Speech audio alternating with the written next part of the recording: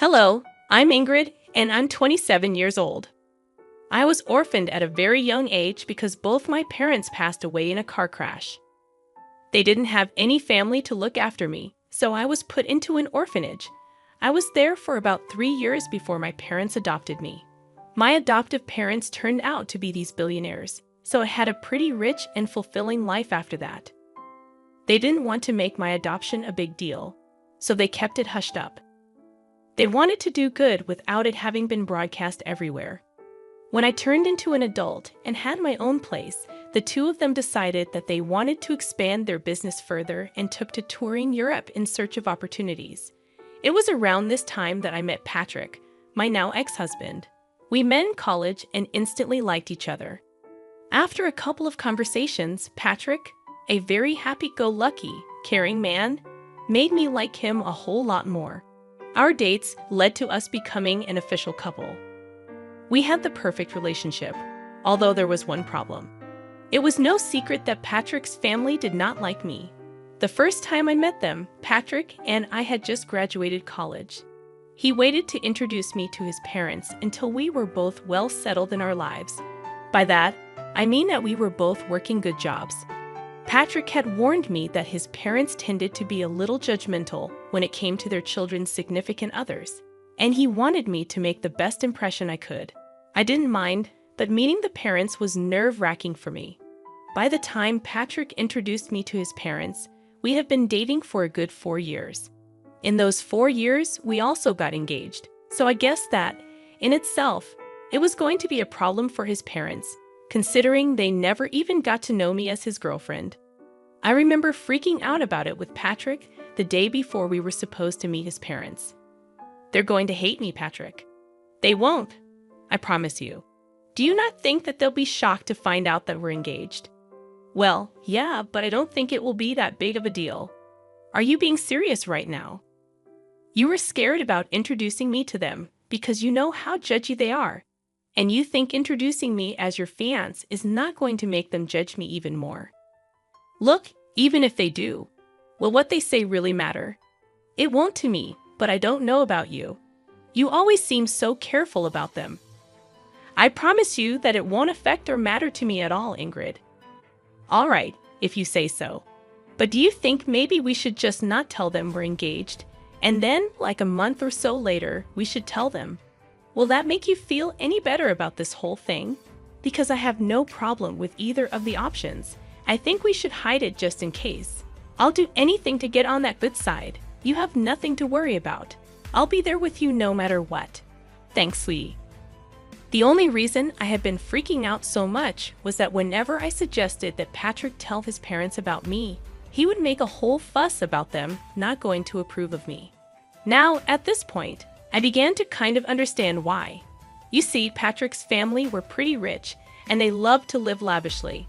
They wanted that for their children as well, and the only way they accepted their children dating was if they also mingled with people who were as rich or even richer than them.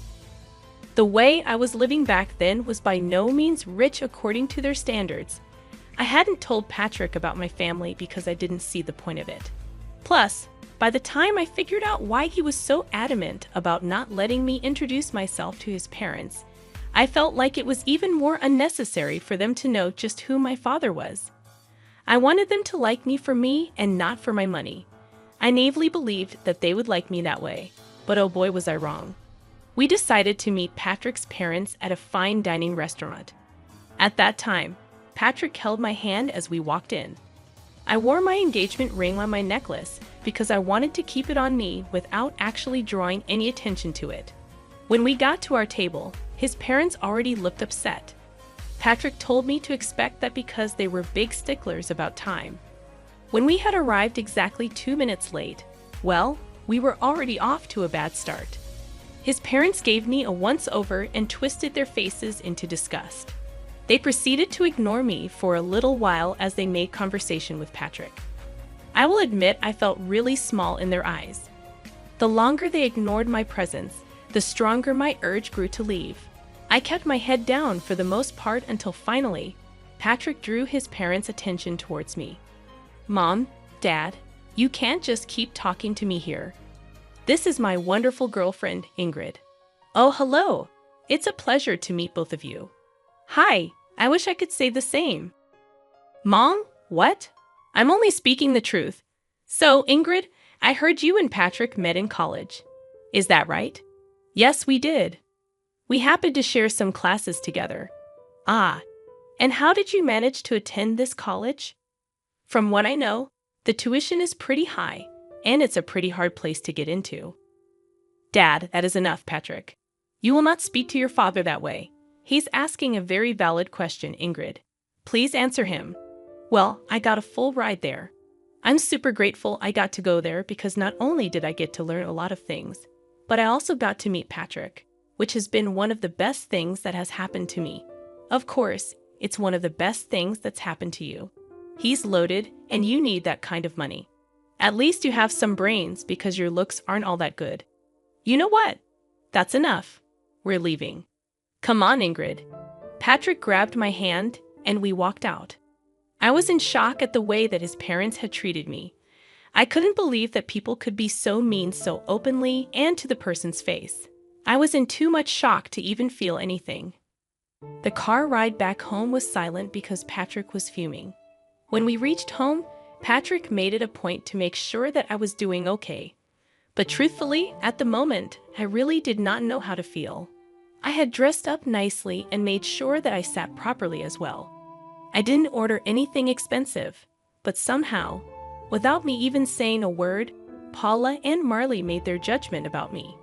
Patrick didn't speak to his parents for a while after that. They texted him and told him that we had been very disrespectful by walking out on them during lunch. Patrick didn't respond to that and only texted them about a month later to tell them that he had gotten engaged. His parents weren't too happy about it, but Patrick threatened them with no contact if they said or did anything against me. They offered to pay for our wedding on the condition that they got to make all the decisions regarding it. Obviously, neither Patrick nor I wanted that, so we decided to do the next best thing, elope. My parents were in Europe, and they knew about me eloping. They were just happy that I was happy. And they did send Patrick and me a gift. Patrick did raise his brows at how they sent us a pretty expensive painting as a gift. But I just brushed it off as them having enough money to spend it on that. After getting married, we next met Paula and Marley at a party that they had hosted. They invited us to celebrate their anniversary. Truth be told, I was actually pretty happy that they had invited me despite the dislike they held for me. When we got there, I was ignored by everyone. If you think being ignored by 2 people was embarrassing, being ignored by about 30 people was even worse. I hung by Patrick's side for the most part, but nobody even tried to talk to me. If I ever did try to speak and make conversation, people would just either look me up and down and walk away, or they would continue talking to Patrick as if I never said anything. By the end of the night, I was in tears. I was humiliated and downright disgusted by the behavior that everyone was showing. The crowd had asked Paula and Marley to make a speech at the end of the night, and they got up to make one. By this time, I was tired and I wanted to go home, but in their speech, they began by talking about how grateful they were to have almost everyone in the room in their lives. That was only the first jab that they threw at me. They kept making many more, which the guests kept laughing at. At some point, I just got up and walked out. I ordered an Uber and went back home. I cried the entire way back home and up until Patrick got back home. When he got back, he seemed upset and angry. Why did you walk out like that? Do you know how embarrassing that was for me? What? What are you talking about? Don't play dumb with me right now, Ingrid. I had to endure my parents yelling at me and a lot of the guests pitying me for being with you. Are you serious? What about how embarrassing it was for me? Oh, come on, Ingrid. You could deal with it for one night. It was my parents' anniversary, for God's sake. I was ignored by everyone, and your parents chose to make even more fun of me in their toast. How do you possibly expect me to be okay with something like that? I'm not saying what they did was right, but you could have just lived through it. I would have spoken to them about it after. What would that have done for me? I don't like being put in positions where I'm only being humiliated Everyone was laughing at me. You've never been in that position before, so it's easy for you to talk about this like it's no big deal. My parents expect an apology from you. I want one too. I'm afraid that I won't be doing that. I'll only do that if they give me one too. As for your apology, I see no reason for apologizing to you.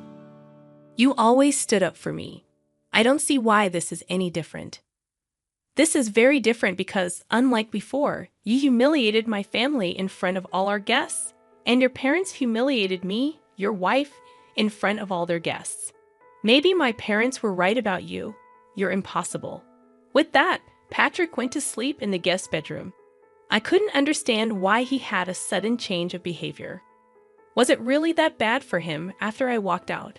He was always the first person to stand up for me, especially considering the fact that I was usually bored with whatever his parents had to say about me.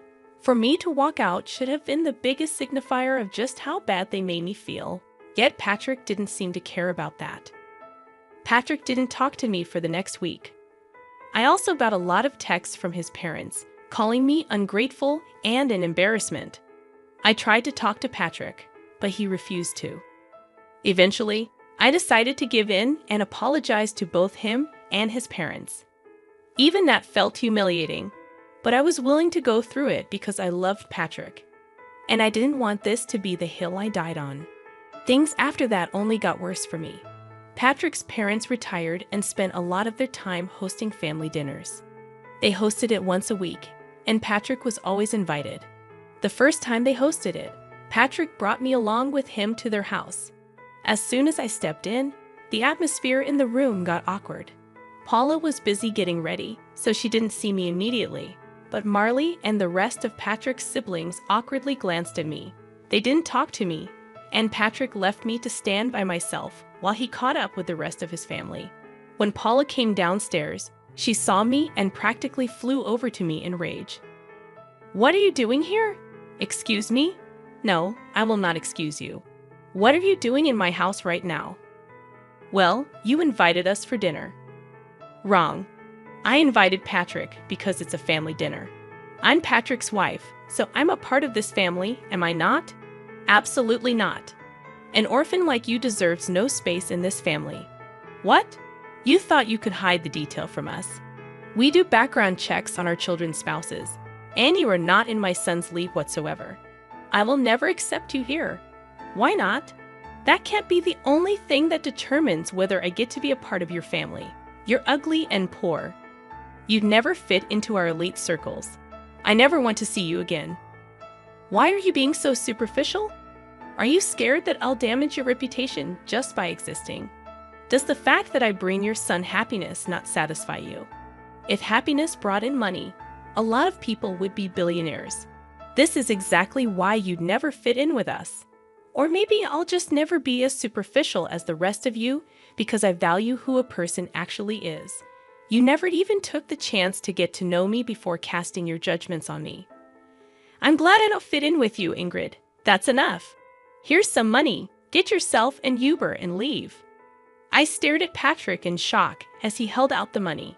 He shoved the money in my hands and turned back around towards his mother. She smirked at me. I felt tears spring into my eyes as I turned back around and walked out. I was once again crying in the Uber. I didn't understand why Patrick had changed so drastically. Was this his way of making up to his parents after the party? Whatever it was, I was hurt and angry at him. He was okay with his parents using my past as an insult and defending them instead of me, like he usually did. I wanted to yell and scream, but I knew that would only project a worse image of me and prove them right, which is why I walked away. I tried to think if anything I said was out of line, but I really did not see anything wrong. I was merely standing up for myself, calmly might I add. After Patrick came back home, he went back to not talking to me. My heart was breaking, and I felt so alone. I knew that he expected another apology, but I couldn't bring myself to do it like the last time. Paula had blatantly insulted me in the worst way, and Patrick was angry at me for it. If anything, I expected an apology from him. For the next 2 weeks, Patrick and I didn't speak to each other. It was hard at first, but I got used to it. Eventually, the dinners his family hosted still happened, and about once a week, I was all alone at home, which I truthfully did not mind. On one of those nights, my parents video called me. "Hey, honey. Hey, sweetie. How's it going?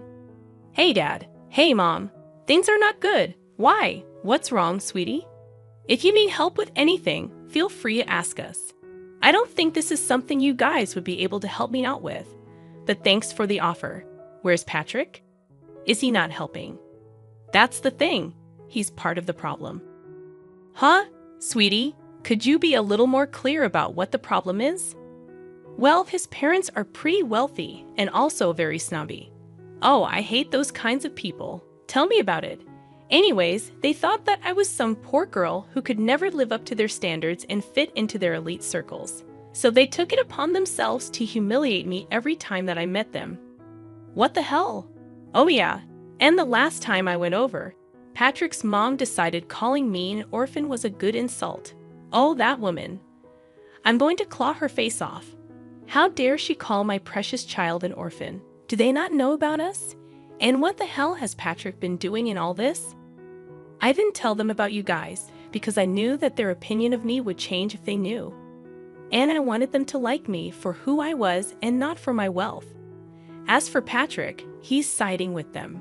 He thinks that I was disrespectful when I stood up for myself. Honey, are you sure this is the man you want to be with?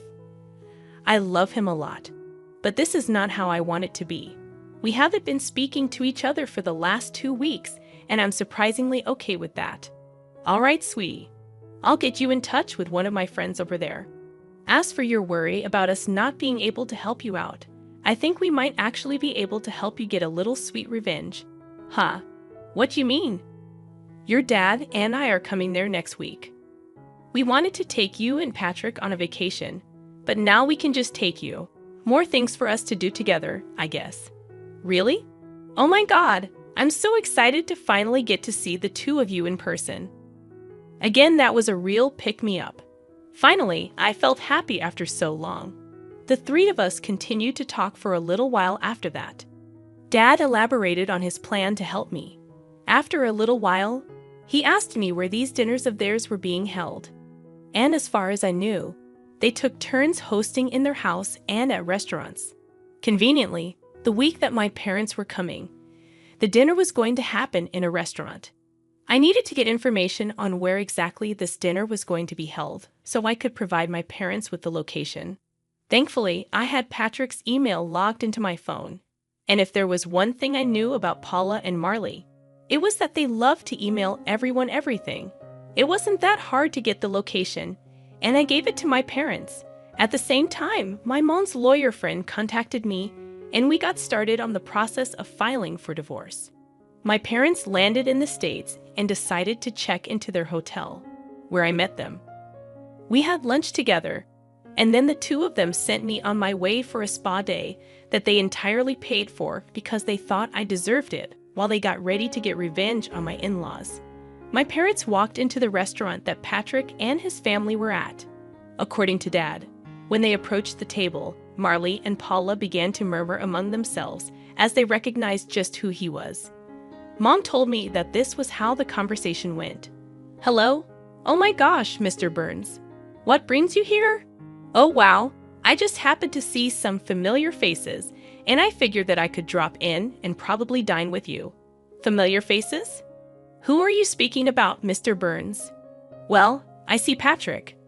Me? Well, hello. A pleasure to meet you. You, my daughter, has spoken a lot about you. But speaking of my daughter, where is she? Your daughter? I'm afraid you're mistaken. I don't think she's here, but she should be, right? I'm sorry, Mr. Burns, but we didn't even know that you had a daughter. Of course I do. And she's married to Patrick. What? I'm sorry, but I think you're mistaken. Yes, his wife's name is Ingrid, and she was an orphan. Yes, I do know that, and that is why we adopted her. Excuse me? You're her dad? Yes, and from what I see, she isn't here. She's been telling me that there has been some problems with her in-laws, but I see what the problem was. It was you. No, she was the one who hid this huge thing from us. If we knew, you would have treated her better. She didn't want you to treat her nicely because of her background. Oh well, she did ask me to hand this over to Patrick. My dad handed Patrick the divorce papers and walked out. After that, it only took a couple of phone calls for a lot of investors to pull away from Marley's business. They were quickly crashing, and nothing was more satisfying than watching them crumble down to the levels that they made fun of. I got a lot of texts from all Patrick's family, calling me a bunch of nasty names while some of them begged me to talk to my dad and reverse what he had done. Patrick thankfully signed the divorce papers without any hassle. My parents and I went on a long vacation after that. I had the time of my life, and I slowly began to heal. Yeah, it hurt that I had lost the love of my life, but I also learned just how important it is to stand up for myself. I'm forever grateful to my parents for everything they've done for me, and I can't wait to see what else life has to offer me.